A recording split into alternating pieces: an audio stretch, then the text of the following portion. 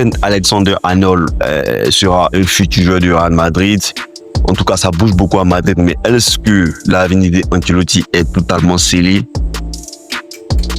Honnêtement, je ne le crois pas. Voilà, je vais le dire en vidéo. Salut à tous, c'est l'arithmétique ici.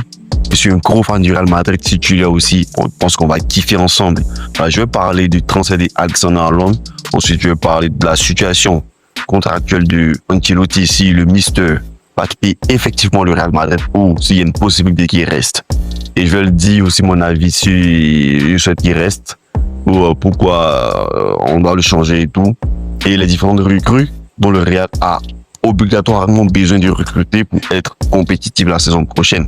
Pas forcément à cause du Barça, parce que le Barça a le vent en poupe actuellement, même s'ils sont éliminés de la finale de la Ligue des Champions face à Inter, incroyable, dans un match exceptionnel.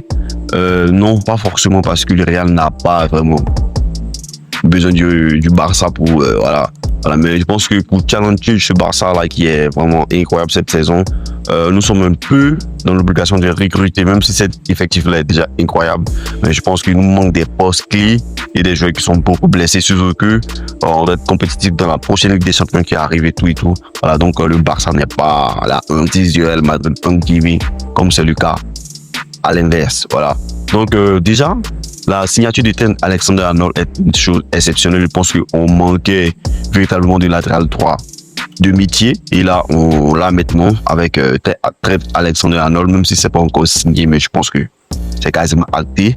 Ensuite, qu'est-ce qu'il va nous apporter? Je pense que déjà, la verticalité, des passes longues. Parce que moi, aujourd'hui, le jeu, je pense que ce qui nous manque énormément, c'est le jeu long. Or, nous avons des joueurs qui sont forts dans la profondeur, qui sont exceptionnels dans la profondeur, très rapides.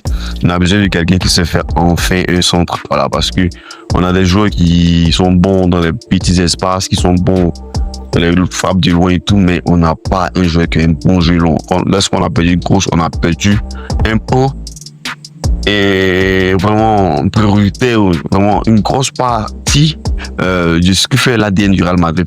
On joue beaucoup dans les jeux longs. Tous les contre-attaques ne sont pas forcément construits sur la vitesse au jeu à terre. Souvent, on saute les lignes et tout. Et je pense qu'on en a vraiment besoin dans notre jeu. Et c'est ce qui va nous apporter Trent Alexander-Arnold qui est fort dans les centres à ras le sol. Voilà, qui un peu de ses années dans la défense et tout. Voilà, donc franchement, je pense que c'est une recrue exceptionnelle. Il peut rentrer dans le cœur du jeu. Il peut jouer pivot. Il peut jouer latéral classique. Même s'il n'est pas top défenseur central et défenseur latéral bon sur le plan défensif, mais offensivement, je pense que il va nous apporter beaucoup de bonnes choses. Ensuite, qu'est-ce que je pense de la situation contractuelle de Ancelotti? Honnêtement, je ne souhaite pas que Ancelotti parte. Voilà, parce que tout le temps qu'on a passé avec Ancelotti, je pense que le Mister n'a jamais eu le jeu qu'il voulait. On lui a imposé des jeux tels que Kylian Mbappé. Même si Kylian Mbappé c'est une grosse recrue, un joueur vraiment exceptionnel, mais je pense que c'était pas véritablement le poste dont on avait besoin. On n'a pas comblé les postes dont on a perdu des joueurs clés tels que José Lu. José Lu n'est pas un joueur exceptionnel, mais c'est un joueur qui comble une faille du Real Madrid, puisqu'on a des joueurs relativement pas courts, mais pas de grande taille. Voilà, pas de grande taille. Donc, José Lu avec Bellingham compensait ce déficit-là avec l'apport des défenseurs centraux quelquefois et tout. Mais aujourd'hui, on a besoin clairement que Rudiger monte à chaque fois pour pouvoir avoir cette dangerosité là de la tête. Bon, c'est vraiment compliqué. Mbappé ne joue quasiment pas de la tête. Vinicius non plus. Rodrigo, qui est un joueur vraiment de petite taille. On savait que nous, on a un point du jeu qu'on ne peut pas exploiter. C'est vraiment dommage. Donc, je pense que déjà, Ancelotti avait des besoins qui n'ont pas été comblés. Il a dû faire avec ce qu'il avait, surtout que Alaba était quasiment blessé pour la saison. Il est revenu pas vraiment de façon optimale. Ensuite, Militao, qui était un défenseur vraiment important pour la défense madrilène, qui a été blessé quasiment blessé toute la saison. Ensuite, il y a Rudiger qui a joué quasiment un pied toute la saison. Il y a Tchouaméni qui a passé tout le temps compensé. Il y a Asensio qui était dans une première saison au haut niveau. Il y a Vasquez qui a toujours comblé le poste de latéral droit. Il y a Tchouaméni qui n'a jamais joué à son poste. Il y a Kamavinga qui a compensé un latéral droit, un latéral gauche. Il y a Vinicius qui a dû changer sa manière de jouer vu que Mbappé était là. Il y a Mbappé qui n'est vraiment pas adapté au jeu en pointe, qui a dû essayer de trouver un moyen de pouvoir jouer à ces postes-là vu que Vinicius avait quasiment barré la route pour le poste d'ailier gauche. Ensuite, il y a Bellingham avec la venue de Kylian Mbappé qui a dû redescendre à son vrai poste.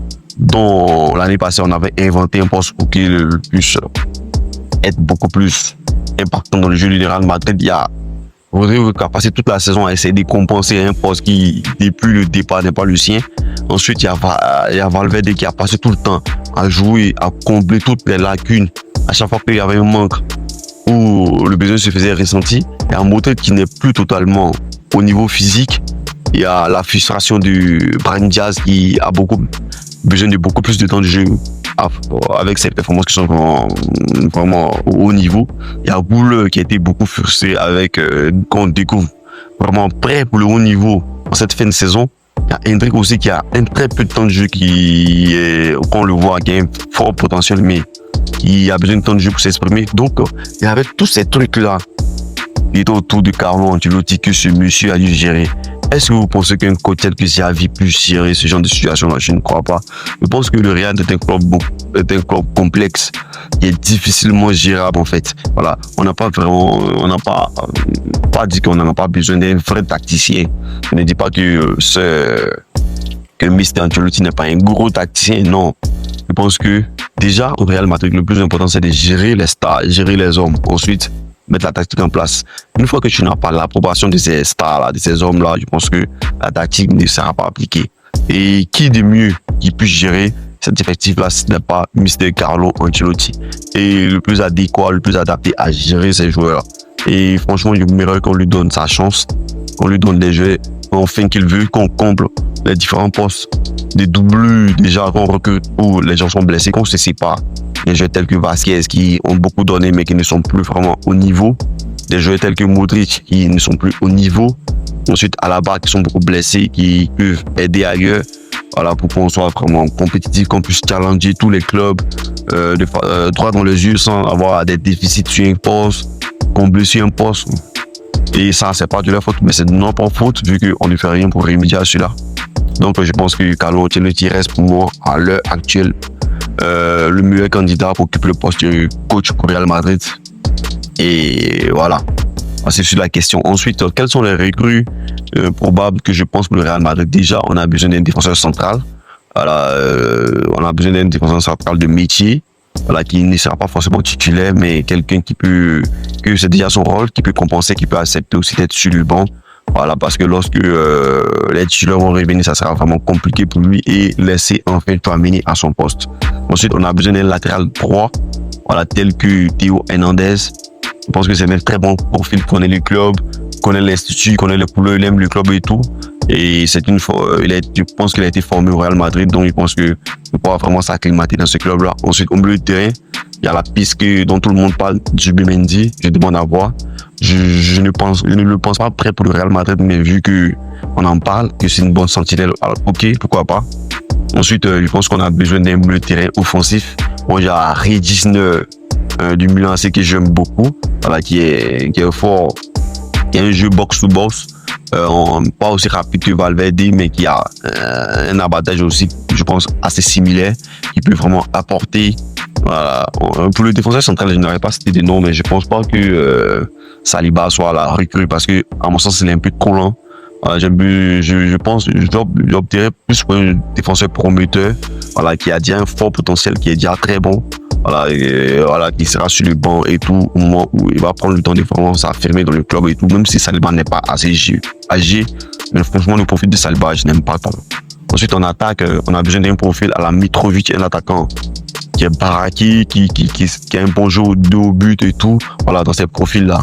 Voilà, donc voilà un peu les besoins dont nous avons besoin. Ensuite, comme latéral droit, voilà, parce que si Rodrigo doit partir, je pense qu'on a besoin d'un profil à la Saka, un gaucher qui va rester sur le flanc gauche, qui va déborder sur le côté pour frapper avec son pied gauche. Voilà, on a besoin d'un profil qui va véritablement rester sur le flanc droit. Voilà, parce que franchement, j'en ai marre qu'on passe tout le temps à compenser. Voilà, un temps on jouait avec Valverde là-bas, ensuite on a mis Rodrigo là-bas. on a les moyens de trouver un joueur qui va s'installer à ces postes-là et faire quelque chose de bon. Si Rodrigo peut le faire, pourquoi pas, mais franchement, on a besoin d'un profil qui va rester sur ce côté-là. J'en ai marre de voir Rodrigo et Vinicius Mbappé se condenser tous sur le côté droit. Franchement, c'est pas joli à voir pour un club tel que le Real Madrid. Ça fait fouillis, ça fait au manque de préparation, ça fait pas professionnel en fait. Voilà. N'hésite pas à me dire ce que tu en penses en commentaire. C'était l'Arithmétique en ensemble.